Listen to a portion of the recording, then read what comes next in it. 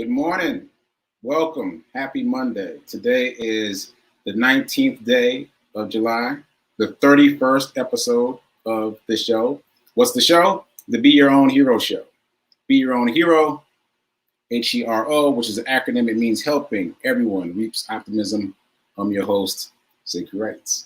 All right, I got a lot of ground to cover, so I'm going to jump right into it. So today is Motivation Monday. That's me looking at my notes. I want to make sure I don't forget anything. Today is Motivation Monday. The question of the day is, are you all in?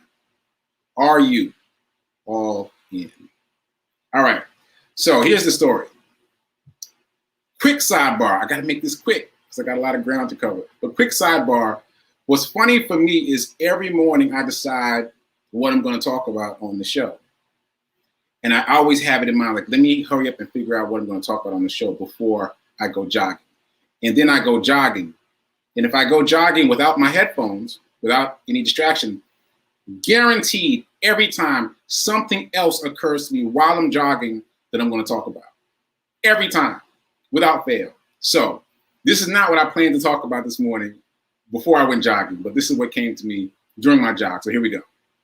The story is about a man who calls himself the Wall Street Trapper. A friend of mine sent me a post about him last night, and then it was still on my phone in the morning. And so after my jog, during my jog, I thought a lot about him, and after my jog, I read up about him. So here's the story. It's a very interesting story. This is a black man who goes to prison at the age of 16, right? And his cellmate is a white man who's in for a federal offense. And these two unlikely friends, unlikely cellmates, because they were in for two very different kinds of crimes, and they were in a cell that's supposed to house 4 people, and there's only 2 of them in there. So there were a number of anomalies that led to these two particular people being in the same cell at the same time. And there was some, initial tension, like in prison, the rules are different, right? So the trapper, was talking about how, he didn't particularly trust the other guy didn't particularly trust him, and they were keeping their distance. Ultimately, they got past that. And the white guy who was in there with them started telling them about what he was in for. He was in for embezzling, right? And I think the trapper was in for assault. So 2 very different kinds of crimes. Anyway, here's the point. The point is that the trapper starts learning about finance and wealth from his cellmate. And at first he's skeptical, but then he said at the time you had to carry a sheet with you that showed what you were in for. And so his cellmate showed him the sheet, and the sheet showed that he embezzled double-digit millions, had to pay a restitution of millions, and still kept $2 million.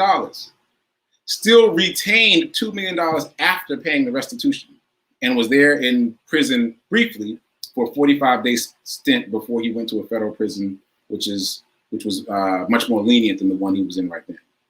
So this blew the Wall Street Trapper's mind. And at the time, he was not called the Wall Street Trapper, but this blew his mind. And so when they cycled to their next phase, he dedicated himself to the first rule that was told to him by a cellmate, which was studying the stock market in prison. Now that must have been very challenging. He doesn't talk about how challenging it was, but we can imagine how challenging it was to study the stock market in prison. He started watching CNBC whenever he could get a hold of a newspaper or a magazine or a book. He would specifically read about the stock market, and he just started his own education process. At the time in prison, he was cutting down trees for 8 cents an hour. 8 cents an hour, right? So anyway, when he finally gets out, he starts working as a steel worker, still, manual labor, but he saves 70% of his income, 70% of his income, and shuffles that into the stock market. The vast majority of it. Now, he's a millionaire. Let me repeat, he is a millionaire. He went literally from being in prison to becoming a millionaire based on just some basic principles about wealth that started with the stock market. So that is a fascinating story. If you want to find out more, just Google Wall Street Trapper. Oh, by the way, I should explain what trap means. This is from an article I read this morning. The term "from the trap" refers to the trap as a state or condition of a people being financially trapped and unable to find the path to financial freedom. All right? So that's what he means by trap. So escape the trap and trap some money. Right? Trap some money for yourself. And the reason I asked the question, are you all in, is because he had to go all in. Right? Like, speaking for myself, I have wanted to just dip a toe in the water here and there, and I've expected that to change everything. And it just doesn't work like that. You can't just dip a toe in. You got to jump all the way in. So in other words, it won't be comfortable. It ain't going to be comfortable. You can't learn a whole new thing comfortably.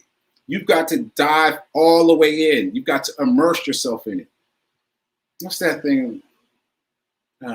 When you're speaking another language. Yeah, I guess that is immersion. I think there's another word for it. But anyway, you got to immerse yourself in the language, in the culture, in the books, the magazines, whatever you can get. You've got to go all in. Speaking from experience, you can't just stick a little toe in the water and expect to have change.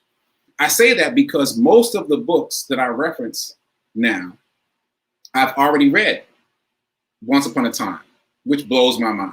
So it's not like the information is new, it's that my understanding of it is different because I have immersed myself. Like, this is pretty much all I do. I read about self-development and I read about money. Those two things, back and forth. Whereas before, I would read fiction all the time, and every once in a while, I'd read a little bit about money. I'd read a little bit about personal development. It don't work like that. You got to go all in. And so the other thing to learn from his story is that life is always giving you opportunities. Always. But it's up to you to take the opportunity, because he could have just dismissed everything that his cellmate said to him. He could have gone on living the life that he was living. He could have been back in prison for some other assault or whatever it was he was in for. Like, he could have not changed his life, but he chose to accept the opportunity that was given to him and change his life dramatically. And we are being given opportunities all the time. All the time. That's the other thing that's really resonating for me. All the time we're being given opportunities to change our life, but we have to grab them. We've got to see them, acknowledge them, grab them, and then we got to go all in. It's all those things together. All in is the most important part. You got to go all in. If you really want to change, if you really want to gain a new level of knowledge and understanding, you got to go all in. It's not going to be comfortable. You can't comfortably read a little bit here and a little bit there and kind of pace yourself. It just doesn't work like that. I can tell you from my own experience, it doesn't work like that. So anyway, that's my story. Check out the Wall Street Trapper. I may talk about him more tomorrow on Tip Tuesday, since we'll be talking about money tomorrow. And again, if you have not already, check out my podcast, Get Rich 101. It's on all the podcasting platforms, and it talks about the mindset of money. So check that out. All right, so I'm going to take a brief break, come back with the hero news, and try to get through everything as quickly as possible. I'll be right back.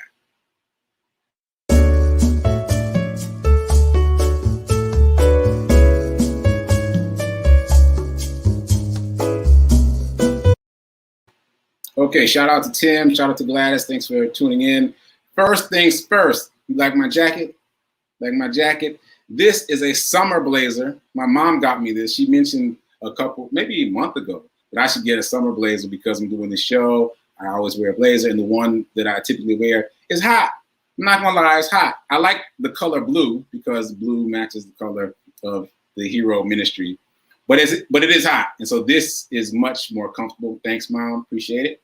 Looking fly. So that's the first thing. Second thing, if you missed yesterday's Living Life in Joy, you need to check it out. I'm going to throw up the artwork for that. On Living Life in Joy, Rev Melissa interviewed Jay White, who is the founder of Project Love Strong. You've heard both of us talk about Project Love Strong quite a bit. I am involved with them in a number of different ways. And this is how the universe works. So let me just get right to this. This is how the universe works.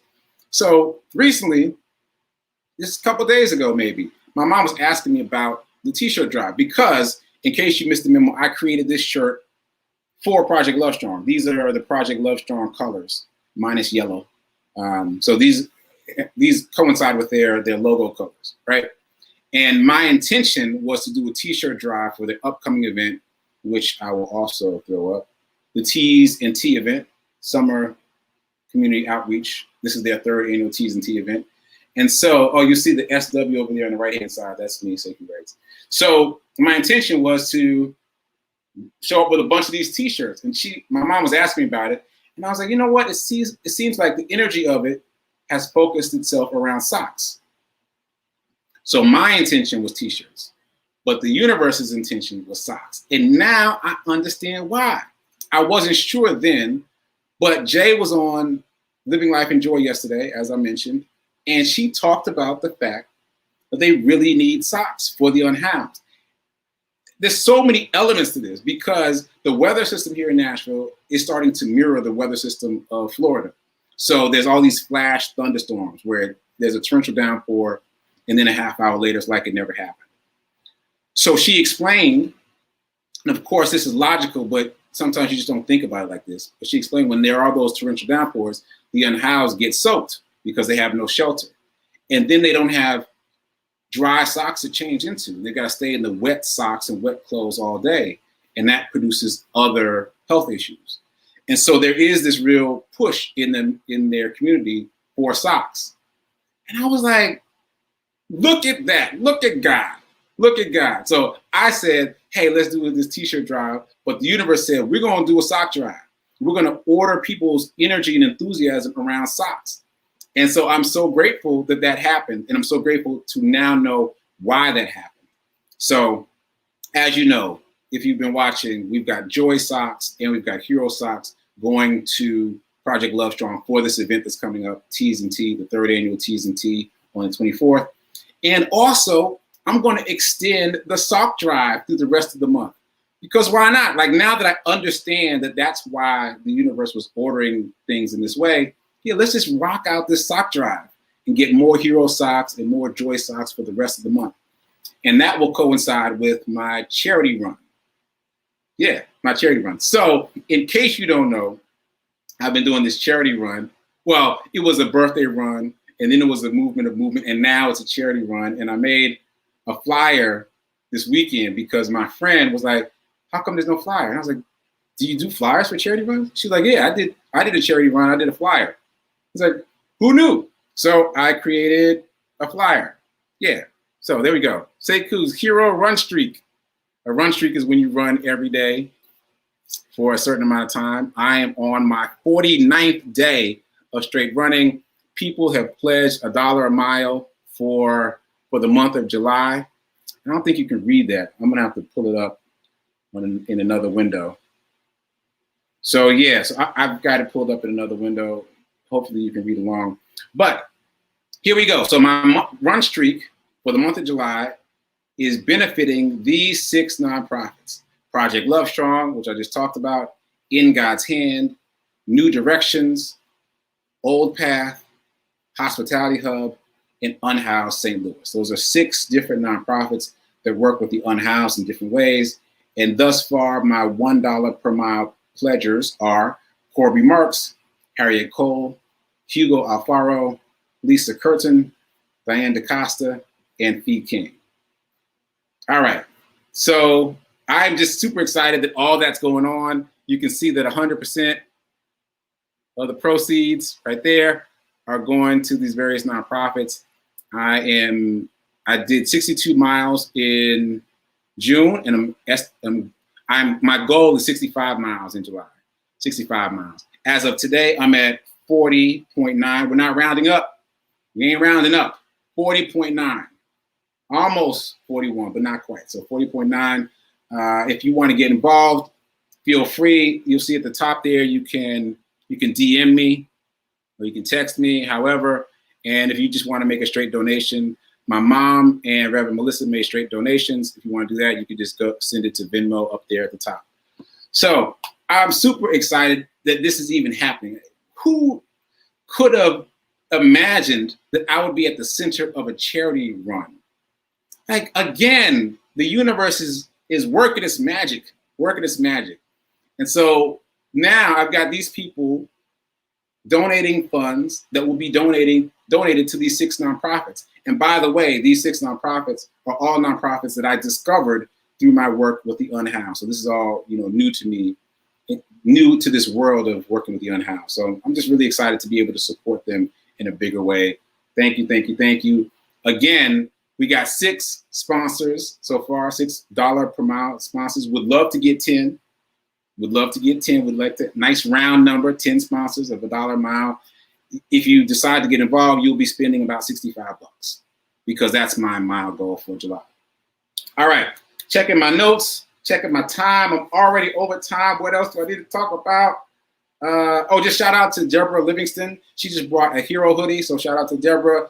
That hero hoodie is going to Celebration, Florida. What a great name for a town. Celebration, Florida. So we're celebrating you, Deborah. Thanks for that. And yeah, whatever you want to pick up, whatever you want to purchase from the Hero store, and I'll put that website up, giveherohoodies.com. Whatever you want to pick up, I will donate a bonus item to the unhoused. So if you want to pick up a hoodie, cool. You want to pick up a shirt, cool.